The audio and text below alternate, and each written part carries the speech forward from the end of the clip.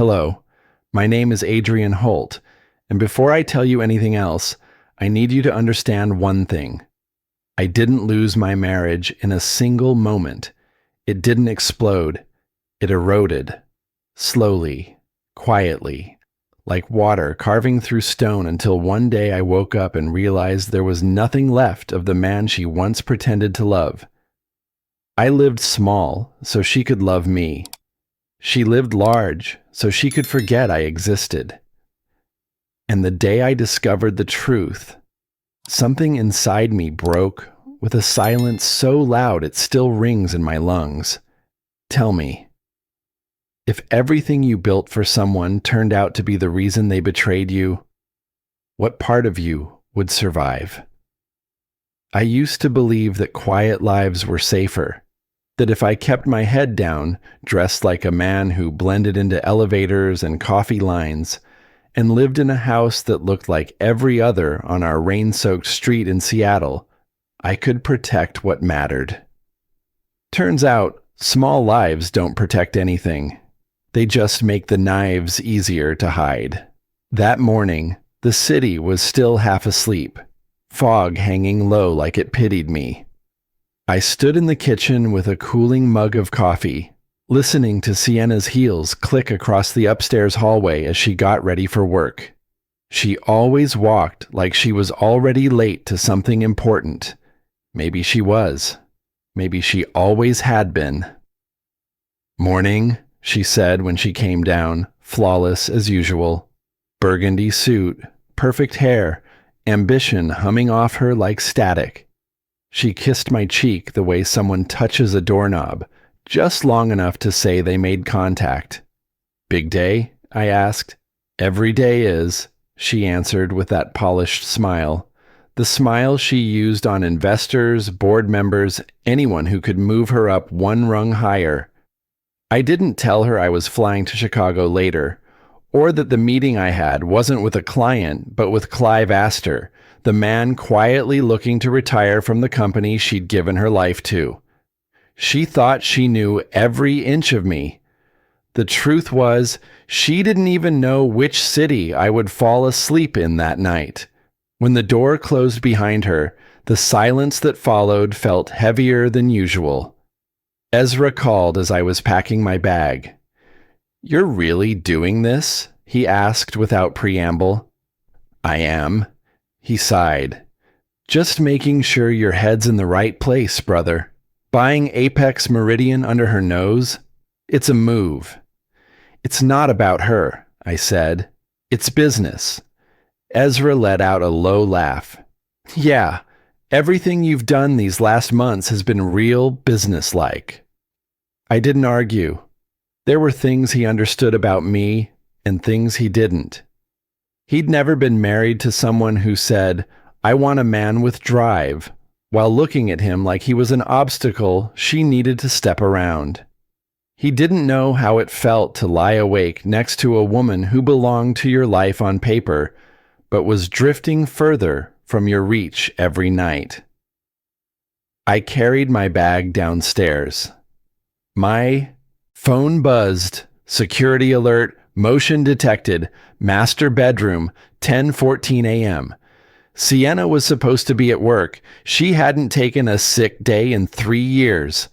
My thumb hovered over the app for a moment before I opened it. Just habit, I told myself. Just caution. The footage loaded. Empty room, no movement.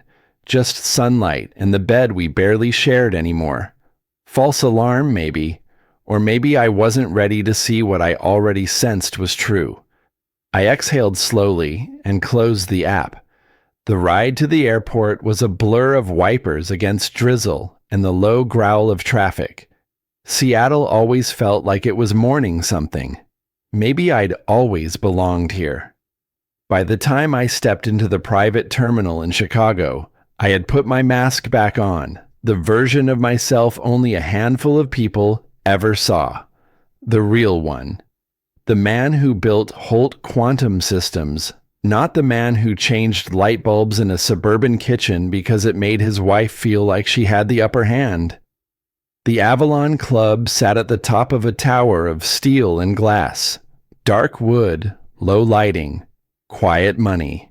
Clive Astor waited in a corner booth, shoulders slightly wilted from decades of corporate battles. "Holt," he greeted me, "didn't expect you to look so ordinary." "That's the idea." He laughed, but his eyes were sharp. He'd read the rumors.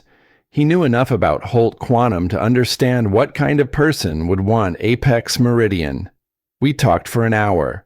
Numbers, strategy, the company's future, the leadership vacuum. He didn't mention Sienna, though I wondered if he'd ever met her during her rise through the ranks. If he had, he didn't show it. When the contract slid across the table toward me and his pen found my hand, I didn't hesitate. "This will shake your wife's world," Clive said quietly as he stood to leave. "Hope you're ready for that." I've been ready longer than she realizes. The deal was done. Apex Meridian was mine, even if no one in Seattle knew it yet. Back in my penthouse overlooking the Chicago River, I stood by the window, watching the city lights smear across the glass. My phone buzzed again. Another motion alert. Master bedroom, 7:32 p.m. This time, I didn't open it. I already knew what I would see. And I already knew what I was going to do. When my flight landed back in Seattle, the city was soaked in its usual gray, wet streets, low clouds, everything blurred like a watercolor left out in the rain. I drove home without turning on the radio, letting the silence settle into the passenger seat beside me like an old friend. I already knew the truth. But there's a difference between knowing something and letting it live inside you. The house was dark when I walked in. Sienna had texted earlier that she was working late, which used to mean something. Now it just meant she didn't bother pretending anymore. I loosened my tie and pulled out my phone. The motion alerts from earlier sat at the top of the screen, waiting. 2 of them, hours apart. I opened the first one. Footage filled the screen. Sienna walked into the bedroom wearing the same suit she'd worn that morning. She didn't move like someone coming home to rest. She moved like someone preparing for a performance, her expression focused, almost hungry. She unzipped the suit jacket, dropped it, unbuttoned her blouse. Underneath was red silk, lingerie I didn't buy, didn't recognize, didn't belong to the life we shared. She didn't linger. She changed with purpose, checked her reflection once, then left the room. 15 minutes later, the second alert showed her coming back in. Hair slightly mussed, cheeks flushed, buttoning herself back into the image of the woman she wanted the world to see. My hand went numb around the phone, but I didn't throw it, didn't scream, didn't ask why.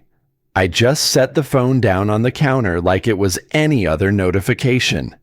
Because the truth wasn't an ambush, it was a confirmation. Ezra arrived 20 minutes later, as if he'd felt it through the air. "You look like hell," he said, shutting the door behind him. "I feel fine." "Don't lie to me, Adrian." He stepped closer, lowering his voice. "You saw something." I didn't answer. I didn't need to. He exhaled sharply. "Jesus, man, say something. Rage, break a lamp, punch a wall, do anything human." "That's not who I am," I replied. And it wasn't bravado. It wasn't denial. It was simply true. I had built an empire on patience, precision, and silence. Reactions were for people without power. Ezra grabbed the decanter from the shelf and poured himself a drink, watching me over the rim of the glass. "So what now?" I picked up my phone and typed a message, not to Sienna, not to Callum, to the people who truly moved the world. "Conrad Hale," I said, "tell him I want everything." Ezra's expression shifted. "Everything, as in, yes." He took a slow breath. "You sure?" "I am. Conrad answered within minutes, voice steady, efficient. I can pull internal data tonight. Access logs, personnel files, expense irregularities. Want me to activate Aspen? Do it. Understood. Next, I called Rowan Vale. She'd handled every acquisition, every shell corporation, every secret that built Holt Quantum. Rowan, I said, prepare amendments to the Apex agreement. We're accelerating the timetable. She paused. Rowan never paused. Is this about your wife? No, this is about control. Another silence, then. I'll draft everything tonight. I ended the calls and sat at the kitchen island where I'd once eaten dinner with Sienna, talking about her deadlines, her promotion hopes, the long nights she worked, the stories she fed me, the details she carefully left out.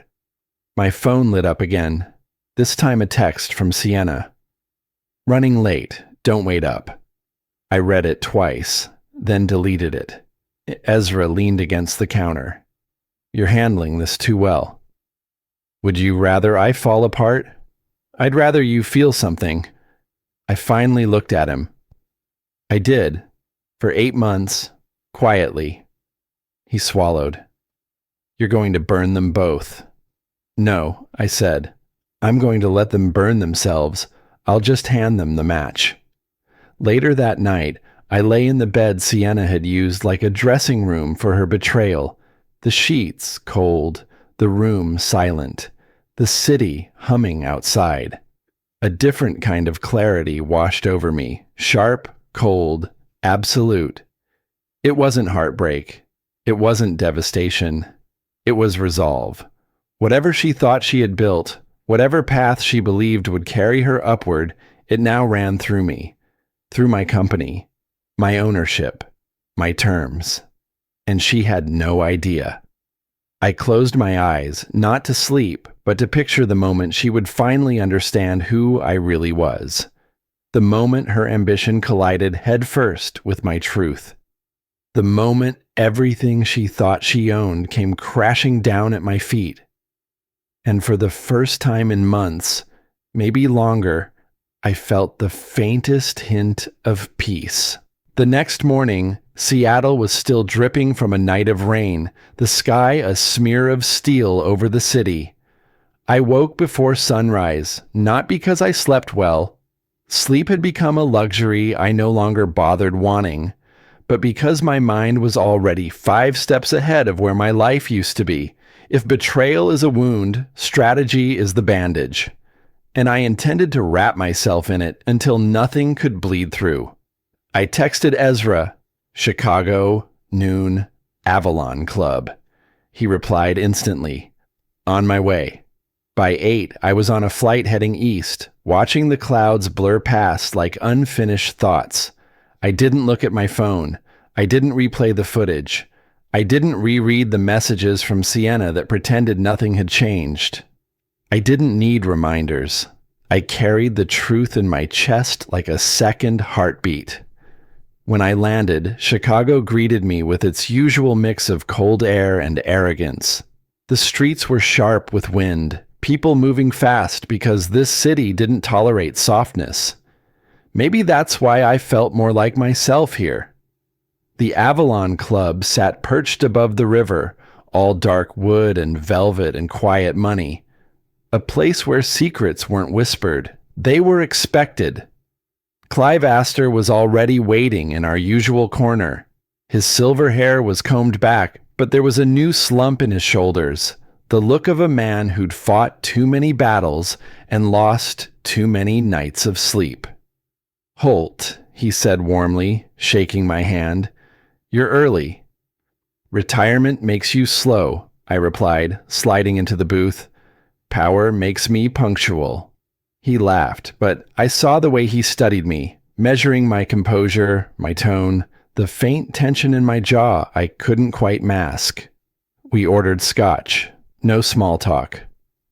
Let's get to it, Clive said, pulling out the revised contract Rowan had prepared, the ink still metaphorically warm. You want accelerated transfer of remaining leverage points. You'll get them. And your silence, I asked. Bought and paid for, he said without hesitation. No one at Apex will know you've been the shadow behind the curtain these last 3 years. Good. I needed the reveal to hit exactly where I wanted it to.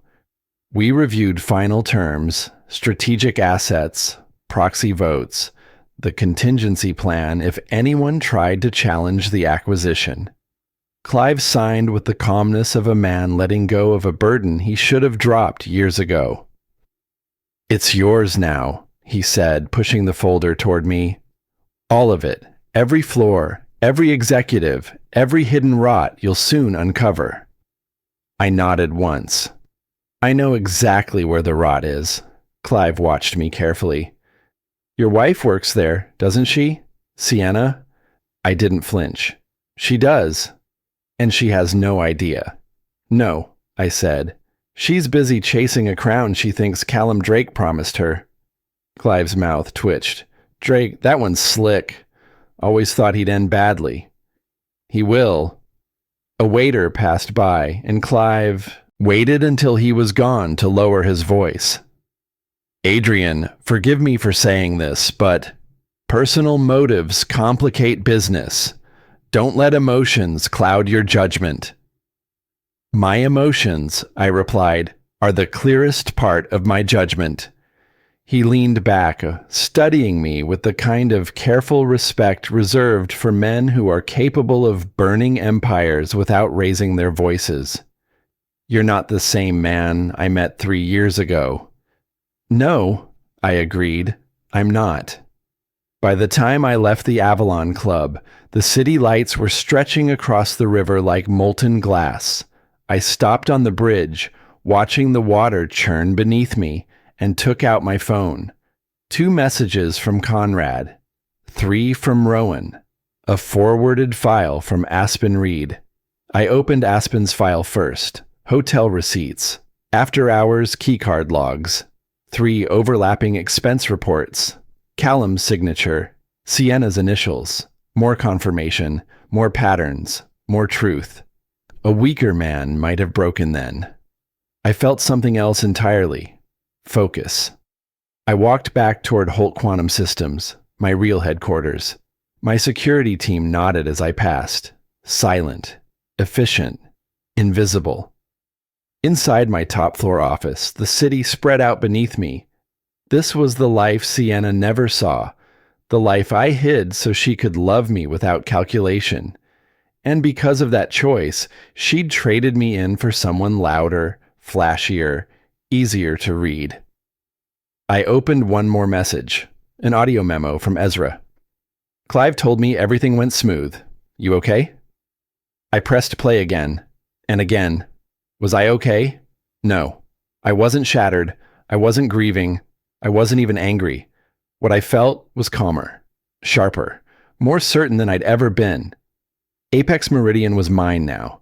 Every desk, every elevator, every secret, every ambition, every betrayal, including hers. The VP ceremony was in 2 weeks, and she would walk into that room believing the world belonged to her. She had no idea it belonged to me. I closed the blinds, shut off the lights, and whispered into the empty office, "Let her climb." I smiled. "I'll be waiting at the top." The morning of the ceremony arrived dressed in rain. Seattle never bothered pretending to be anything but gray, but that day the sky felt heavier, like it knew what was coming.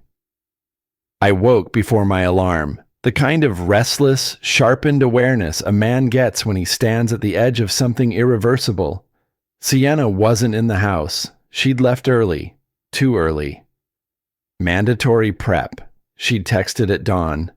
Maybe once I would have believed that. I showered, shaved, tied a charcoal gray tie I rarely wore, and opened the wardrobe I kept locked. Inside hung the life I never showed her. Custom suits, tailored coats, cufflinks that cost more than the car she believed I drove. I chose a dark navy suit, quiet power, sharp lines, unforgiving edges, Fitting.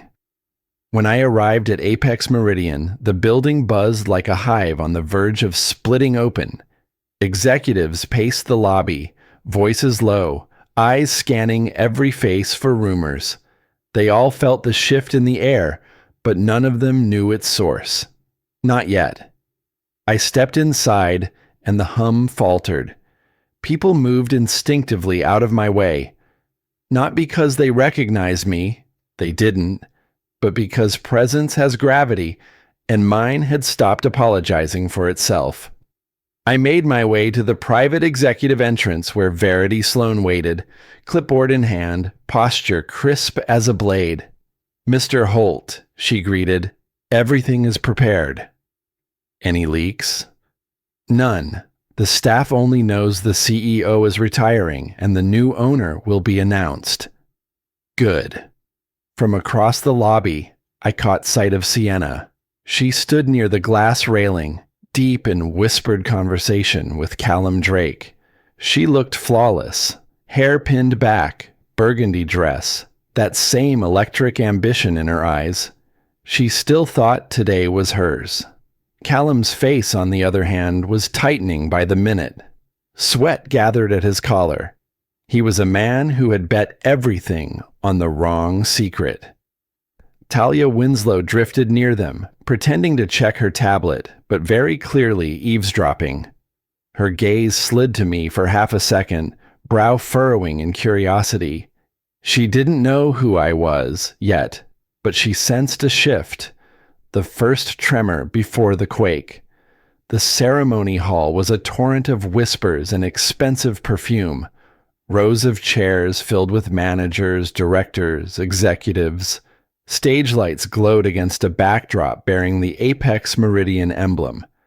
I took my place behind the stage with Clive Astor. The man looked relieved, lighter than I'd ever seen him. "Nervous?" he asked me. "No," he smiled faintly. "Then you're ready?" The lights dimmed, conversations dropped into silence. Clive walked on stage to a wave of applause. "Good morning," he began, voice warm and steady. "Today marks a defining moment for Apex Meridian." I didn't hear the rest. I watched the audience instead. Sienna sat in the front row, hands clasped tightly, excitement shimmering under her skin. Callum sat 2 seats away, trying and failing to look composed. Talia lingered near the side aisle, observing everything like a hawk awaiting a body. Clive's tone shifted. "And with my retirement effective today, it is my honor to introduce the new owner who will lead Apex Meridian into its next chapter." Confusion rippled through the room. Shock, murmurs. No one knew who it was, not even the executives. Clive turned toward the side entrance. "Please welcome Adrian Holt." The world moved in slow motion. Every head turned. Every breath hesitated. I stepped onto the stage. The spotlight hit me. Silence expanded like a held scream. And then I saw her. Sienna. Her eyes widened, pupils contracting. Color drained from her face in real time, as if someone had pulled the plug on her entire world. Callum's jaw unhinged. He whispered something that looked like, "Oh, God."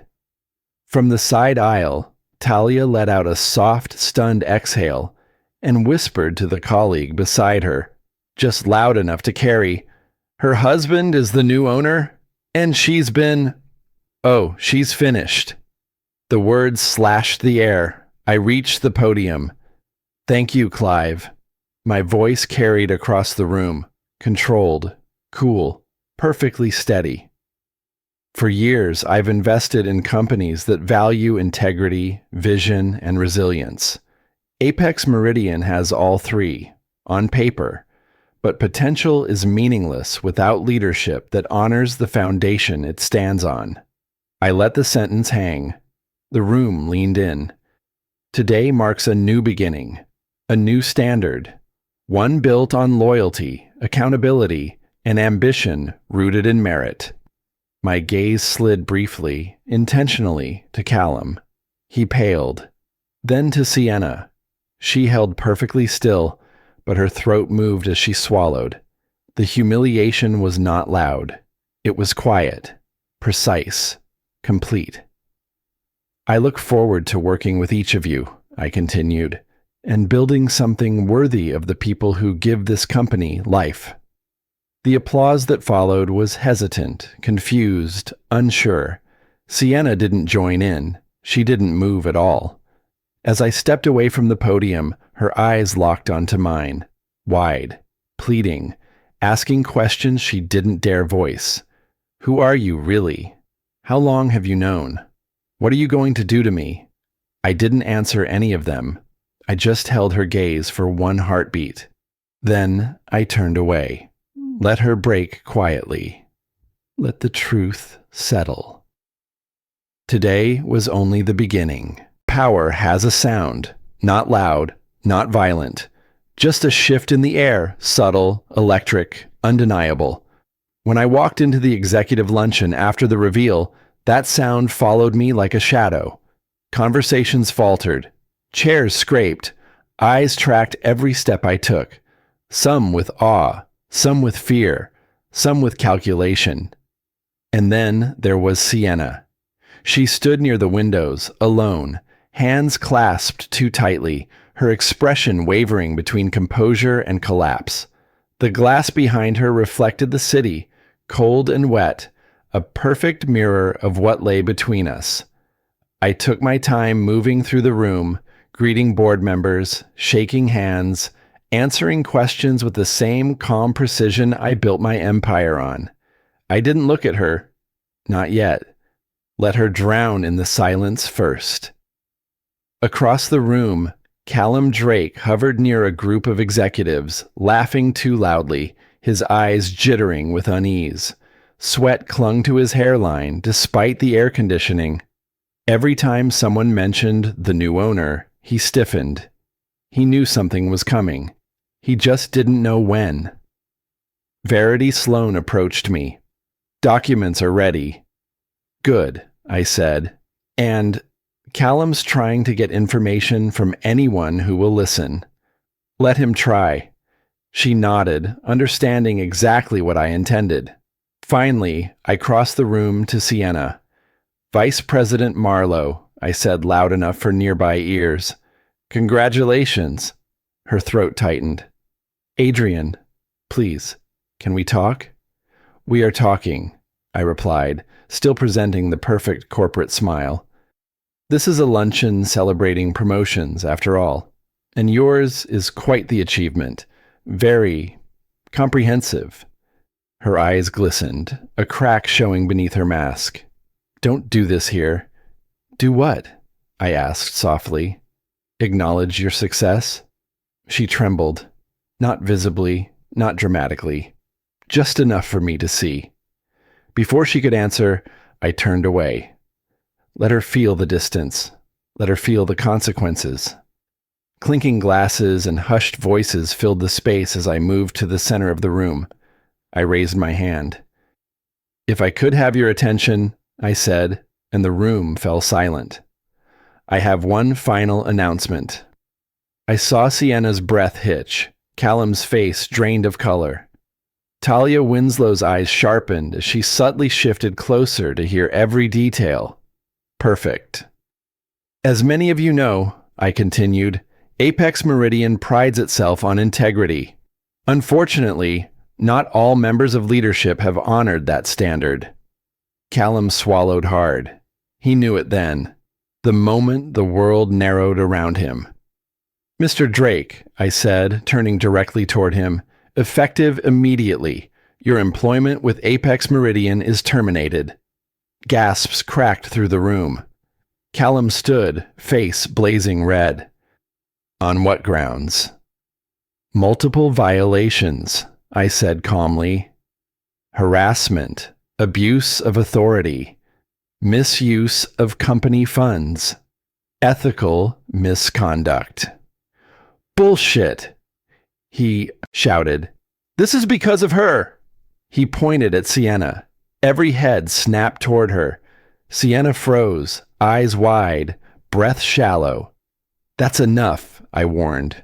No, he snarled, stepping forward.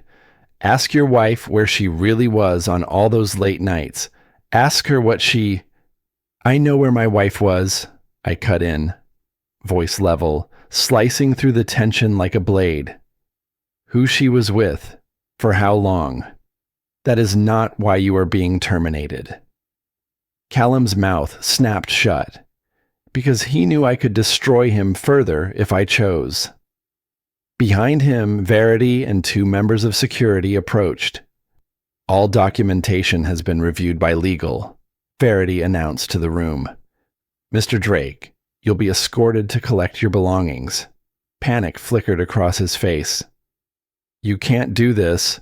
I gave my life to this company. No, I said. You took from it, and from people beneath you. Security stepped beside him. Callum scanned the room desperately for an ally. No one met his eyes, not even Sienna. As he was escorted out, he threw one last furious look over his shoulder. This isn't over, Holt. It is for you, I replied. The doors closed behind him, and with that, a thick, stunned silence filled the room. I turned back to the audience, voice calm, absolute. Apex Meridian is moving forward, I said, with leadership that values merit, not manipulation, loyalty, not exploitation, integrity, not shortcuts. My gaze finally returned to Sienna, and I expect every executive to rise to that standard. She flinched as if I'd struck her. The speech ended. People clapped, unsure, shaken. Some congratulated me. Others retreated. Talia scribbled notes on her phone, eyes flicking between me and Sienna, piecing together stories she would never fully know but would absolutely spread. Sienna stayed in her corner by the window, shoulders shaking almost imperceptibly. For a brief moment, I allowed myself to look at her, not with love or longing or even anger, just clarity. 10 years of marriage, 8 months of deceit, and one perfect moment where masks fell away and truth stood naked. She had wanted power. She wanted a throne. She wanted a kingdom built by someone else's hands. Well, now she had one, but she no longer had me. And as I walked out of that room, leaving her drowning in the wreckage she created, I felt nothing at all. I didn't expect her to come to my office that same evening. Most people would have gone home, buried themselves under blankets, tried to pretend their world hadn't just been ripped open in front of a room full of executives. But Sienna wasn't most people. She walked into the executive wing like someone walking toward a verdict they already knew they couldn't escape. Verity escorted her to my door. 3 knocks, soft, hesitant, almost hopeful. Come in, I said. The door opened and Sienna stepped inside, still wearing the burgundy dress from the ceremony. It looked different on her now, creased, tired, something fragile, pulled thin under the weight of the day. I didn't stand. I didn't offer a seat. I simply looked at her. Adrian. Her voice cracked. Please. I gestured toward the chair across from me. Sit. She obeyed, hands trembling in her lap. You knew, she whispered. You knew everything. 8 months and 3 days, I said. But who's counting? She flinched as if struck. Her eyes searched mine for any softness, any remnant of the man she once knew. But all she found was the truth she never bothered to look for until now. You could have confronted me, she said, voice shaking. You could have asked. Why? I asked. So you could lie again? So you could tell me you felt undervalued? That you needed excitement? That it just happened? Tears welled in her eyes. Adrian, No, I said quietly. Don't rewrite history now that you've seen the price. She looked down, shoulders curling inward. I made a mistake. A mistake, I repeated, leaning back. A mistake is forgetting an anniversary, misplacing a file, ordering the wrong wine at dinner. What you did wasn't a mistake, Sienna. It was a pattern, a choice, over and over again. Her tears spilled. I know, and I'm sorry. Are you sorry for doing it? I asked. Or sorry because it cost you something you didn't realize you needed? Her sob caught in her throat. She didn't answer. She couldn't. I stood, and she tensed. Like she expected me to scream, throw something, plead, break. But I wasn't angry. Anger is loud. What I felt was quiet. Final. Our marriage is over, I said. The words landed between us like a dropped blade. Her breath hitched. Don't say that. We can fix this. Therapy. Time. Anything. I'll do anything. You'll do anything, I repeated, except undo what you already did. She covered her mouth with her hand, like she could hold the grief inside if she just pressed hard enough. I opened the drawer and placed a folder on the desk. I signed the divorce papers this morning. Her face broke, not cracked, broke. Adrian, please, we have 10 years together. And you threw away all 10, I said, for a man who didn't even respect you enough to protect you when the room watched. Him burn, she cried harder. I continued, not unkindly, but unflinchingly. You will receive your personal assets, your savings, your belongings. Everything that was yours will stay yours. The prenup stands, as written. Her eyes widened. You're not taking anything from me? I don't need anything from you, I said simply. That, more than anything, seemed to devastate her. I pressed the intercom. Verity. She entered instantly. Please escort Mrs. Holt. Sienna choked. Marlowe. Sienna Marlowe. I'll use my maiden name. I nodded once. Escort Ms. Marlowe out. Make sure her access to the residence is removed. Her breath shattered in her chest. You're locking me out of our home? It isn't our home anymore, I said. Verity stepped forward gently. This way, Ms. Marlowe. Sienna stood on unsteady legs, tears streaming freely now. She looked at me one last time, desperate, broken. Adrian, please, look at me. I did, and maybe she expected to see anger, heartbreak, longing. But she saw none of those things, just a man who had finally stopped bleeding. Goodbye, Sienna, I said. Verity placed a hand on her arm, guiding her out. The door closed softly behind them. The quiet that followed was absolute. I sat back down, opened the next file on my desk, and continued working as if nothing had happened. Because in my world, aftermath and agenda lived side by side, and the part of my life that had belonged to her had already ended. The week after the divorce papers were delivered, the building felt different. Not quieter. Apex Meridian was never quiet, but watchful. Like the walls themselves were waiting to see what would happen next. People whispered when I passed, not out of disrespect, not out of fear, out of recognition. They now understood exactly who ran their world. But Sienna. She moved through those same hallways like a ghost tethered to a life she no longer understood.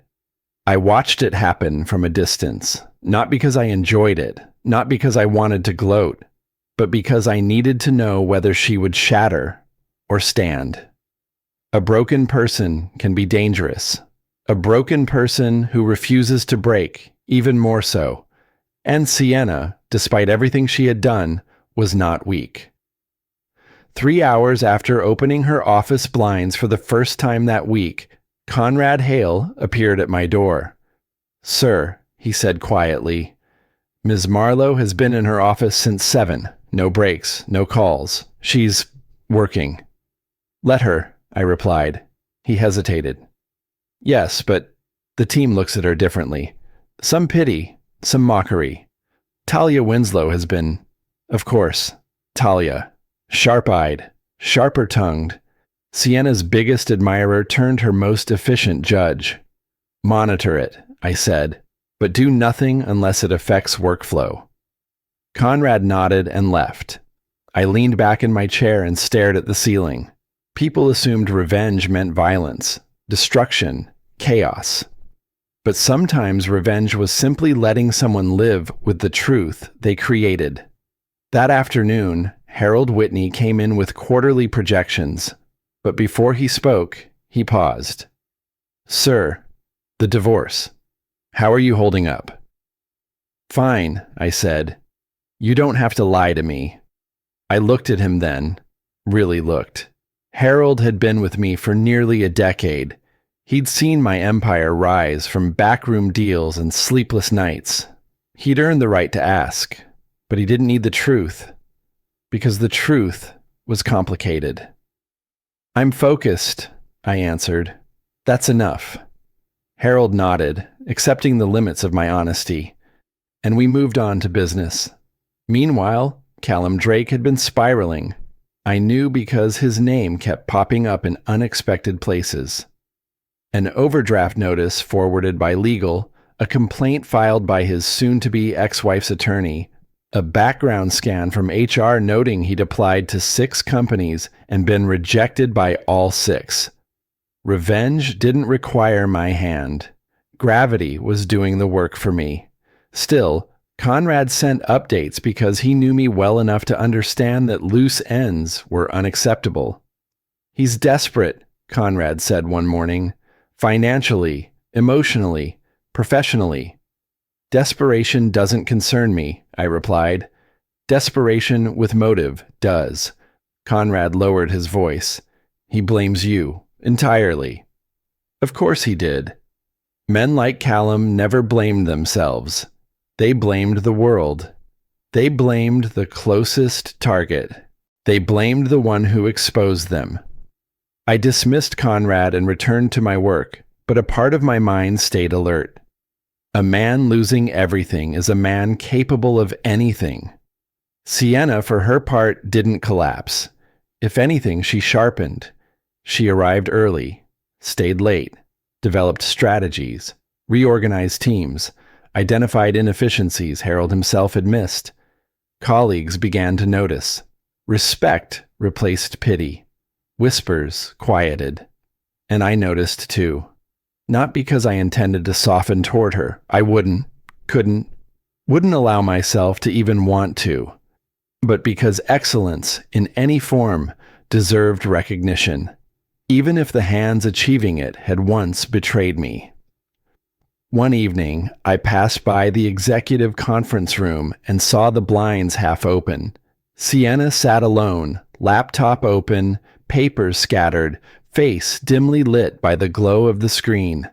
Her shoulders slumped for the briefest moment, an exhaustion she would never show outside empty rooms. Her hand lifted to her face, wiping a tear she didn't let fall. Then she straightened and kept typing. Resilience. Even in ruin, a lesser woman might have quit, begged, collapsed. She rebuilt herself instead, painfully, quietly, one spreadsheet at a time. 3 weeks after the divorce papers were filed, Dr. Alden Marwick, our corporate trauma counselor, requested a meeting with me. He sat across from me, hands folded, expression clinical but kind. "I've spoken with several of your executives," he began, "including Ms. Marlowe." My jaw tensed. He continued, "She's holding together, but barely. Her sense of identity has taken a hit that could compromise her long-term performance." "I didn't ask for a psychological report," I said dryly. "No," he replied, unshaken. "But you hired me for a reason." I stayed silent. He leaned forward. "Mr. Holt, forgiveness isn't the issue here. Closure is. The company needs stability." A pause, a long one.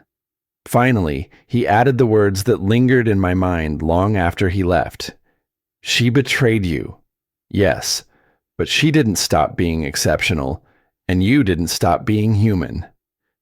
I dismissed him with a nod, but his words settled into a place I had spent months keeping sealed.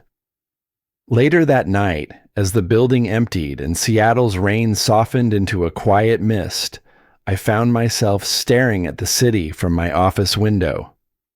Ezra called. "You good?" he asked. "I'm functional." "That's not what I asked." I exhaled, feeling something tight in my chest I didn't want to name. "Tell me," he said, "when she walked out of your office that night, did you feel relief or loss?" I didn't answer at first, then quietly, "Both." Ezra sighed. "Yeah, that's the part no one warns you about. Revenge doesn't clear the smoke. It just stops the fire." I didn't reply, because somewhere in the pit of my stomach, an unfamiliar truth began to settle. Ending the marriage had been necessary.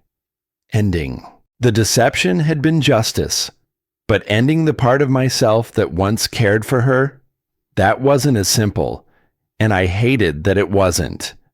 The city lights blurred as rain streaked the glass. For the first time since the ceremony, I realized something. Revenge had ended, but the aftermath had only just begun. The day everything detonated didn't begin like a day meant to change lives. No omen, no instinct, just the steady hum of a company finding its rhythm again. If anything, it felt almost normal. But normal is always the lie that comes before a storm. I was on the executive floor reviewing updated security protocol when Conrad Hale burst into my office without knocking. Something he'd never done in the decade I'd known him. "Sir," he was breathless, "we have a problem. A serious one." My spine straightened. "What happened?" "Callum Drake is in the building." That alone was enough to sharpen the air around us. He wasn't allowed within 100 feet of company property. How did he get past security? He used a visitor badge. We think he took it off someone in the lobby. My jaw tightened. "Where is he now?" Conrad swallowed. "Heading toward the executive floors. Cameras show something under his jacket. Looks like..." He didn't finish. He didn't have to. "A weapon, of course." "Where's Sienna?" I asked, already rising. "In conference room B," he said, "presenting to operations." I didn't think. I didn't breathe. I just moved. "Lock down the floor," I ordered. "Send security to her first. I'll intercept from the south corridor." Conrad nodded and sprinted off. I took the private elevator, descending 2 floors, heart steady, but cold. Fear has never ruled me, but I've learned to listen when it whispers. And right now, it was roaring. When the elevator doors opened, alarms were already blaring. Red strobes splashed across the glass walls. Employees ran toward exits. Security pushed against the wave, shouting instructions. And then I heard him. Callum's voice, loud, unhinged, echoing down the hall from conference room B. I moved fast, cutting through the chaos. Through the glass wall of the conference room, I saw him, wild-eyed, sweating, gripping a pistol beneath his jacket. Sienna stood nearest to him, her team frozen behind her. She wasn't screaming. She wasn't cowering. She was still terrified, yes, but steady. Her eyes flicked toward the doorway, toward me, just long enough for me to read the truth. She didn't think I'd come. She didn't believe I would risk myself for her. Not after everything. But she didn't know me. Not really. I stepped into view, but not inside. Not yet. "Callum," I said, voice even, "put the gun down."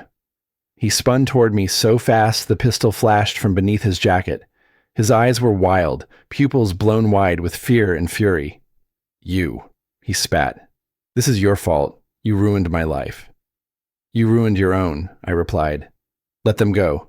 This ends with you alive or dead. Your choice." "You think I care?" His breath hitched, shaking. "You took everything from me. my job, my career, my family. I have nothing left. That's not a reason to kill innocent people. It's a reason to make you watch. He turned the gun toward Sienna. I moved before I could think. Callum, Sienna shouted. Don't, please, shut up, he screamed. All of this started because of you. If you had kept your... That's enough, I said sharply.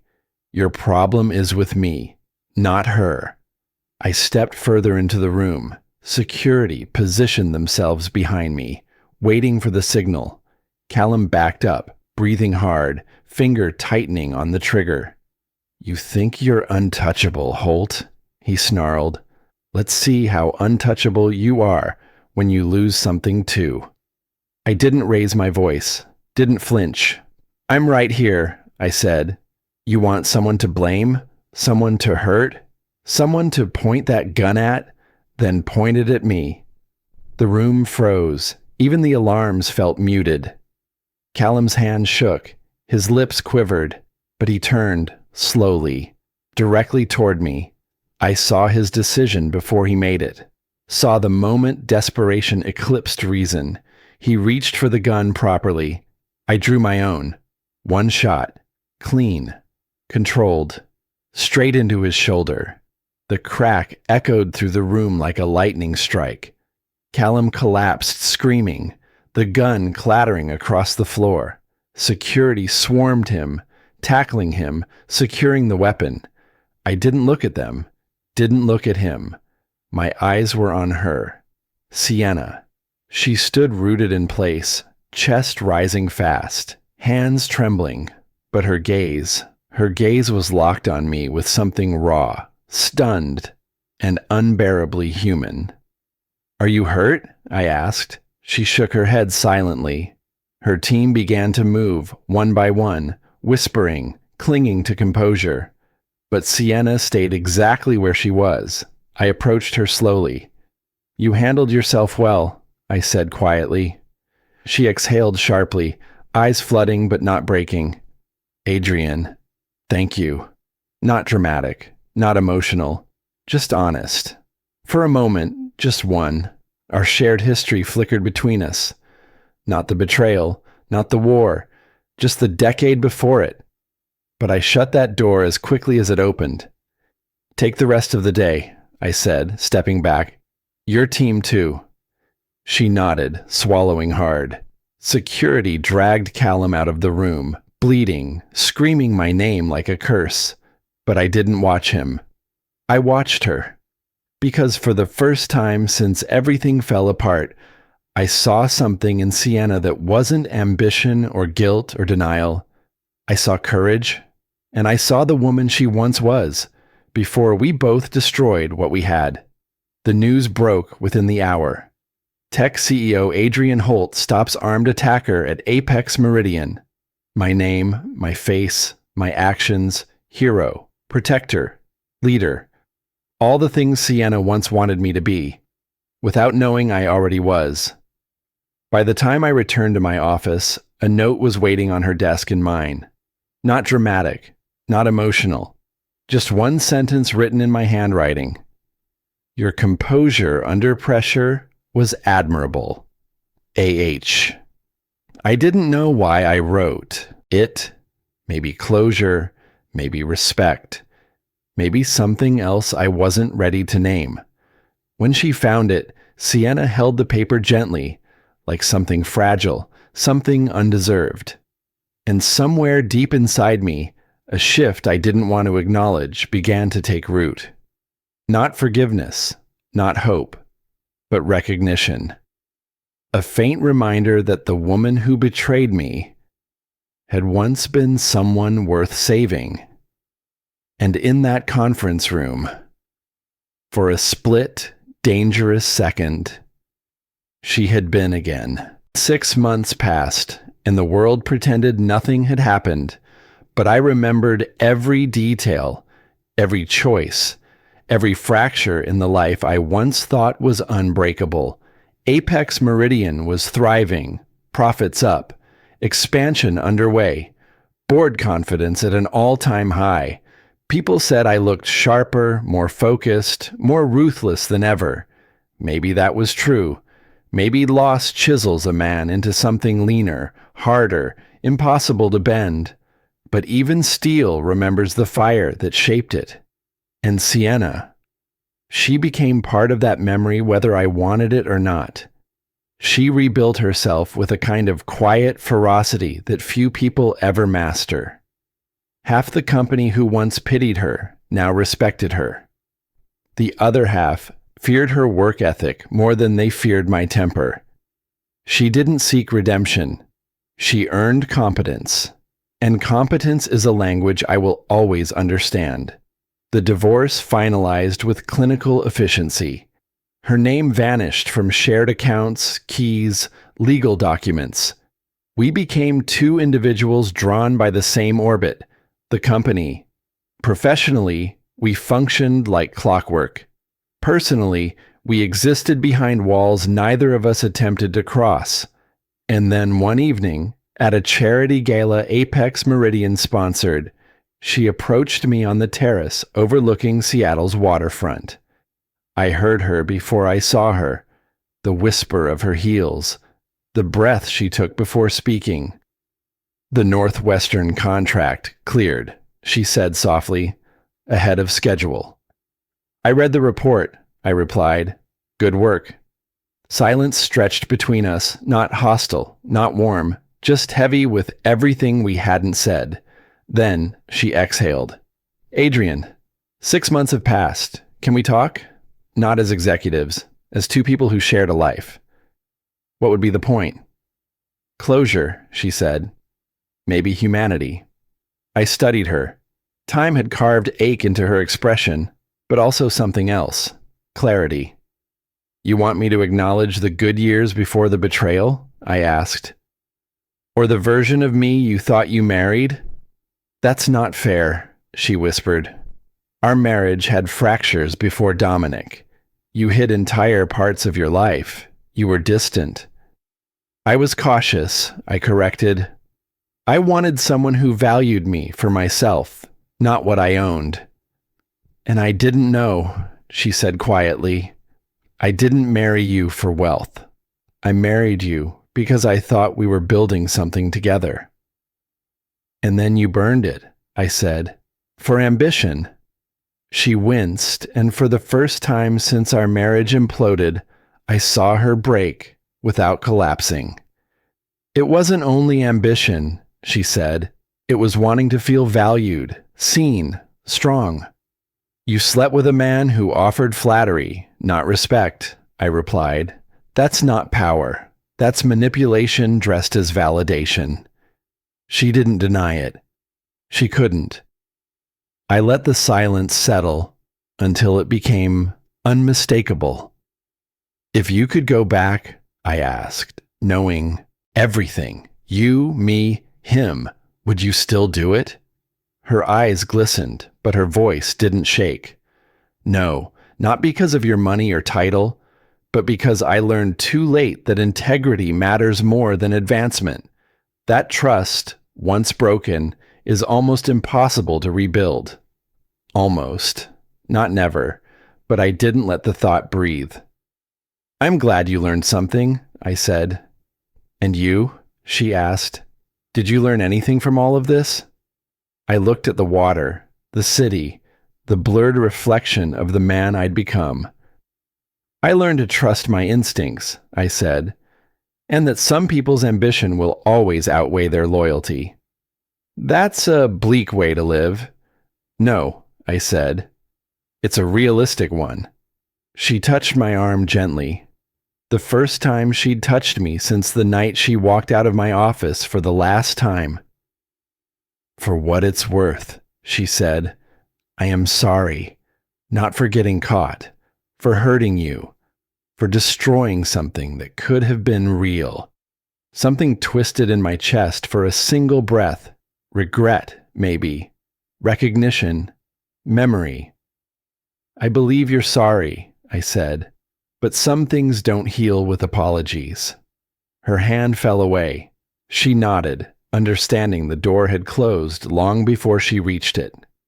2 weeks later, she stood in my office again, but for a different reason. I was with Harold and Ezra, reviewing expansion plans for Europe. "You wanted to see me?" she asked. "Yes," I said, gesturing her closer. "Sit." They stepped out, leaving us alone. "Quantum is opening a European headquarters in Zurich," I said. "I need someone to run it. I'm offering you the position." She blinked. "Me?" "Yes."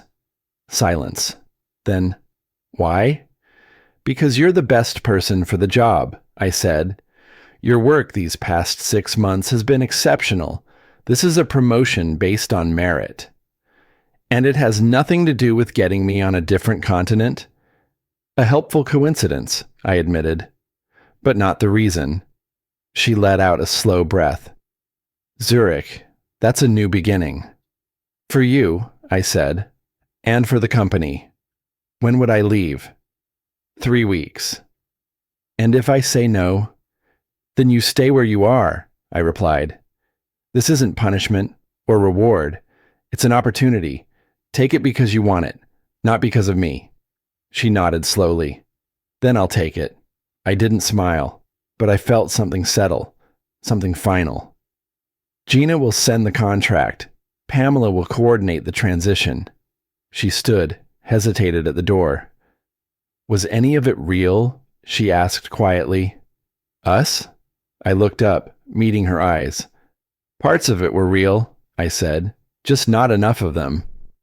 She absorbed the answer like a wound she already expected but still hoped wouldn't come. "Goodbye, Adrian." "Goodbye, Sienna," I said, returning to my work. "Good luck in Zurich." 3 months later, I stood at the window of my penthouse with a glass of scotch while Ezra lounged nearby. "Heard from Pamela that Sienna's killing it in Zurich," he said. "Numbers already up 20%. "Not surprising," I replied. "She's always been exceptional at her job." "Any regrets?" he asked, "about how it all ended?" I took a long breath. "Regrets about exposing the betrayal? None. Regrets about 10 years invested in someone unworthy of trust? Yes." He nodded. "And the whole revenge operation? Buying the company? Pulling the rug out from under them? Financially," I said, "absolutely worth it. That's not what I'm asking." I turned toward the city, watching the lights blur into a living pulse. "Revenge," I said quietly, "doesn't restore anything. It doesn't heal. It doesn't rebuild faith. It's justice, not solace." Ezra studied me for a long moment. "So what now?" "Now. A strange, unfamiliar concept. Now I build something that can't be betrayed," I said. "Something bigger than relationships or expectations. A legacy." He lifted his glass. "To close chapters and new foundations." We clinked glasses. In the reflection of the window, I saw a man who had survived the fire and come out forged, not broken. I had lost a wife, but gained clarity, strength, purpose. Some people call it cold. I call it evolution. And as Seattle glowed beneath me, I knew one thing with absolute certainty. The life I was building now would outlast anything that had ever tried to break me.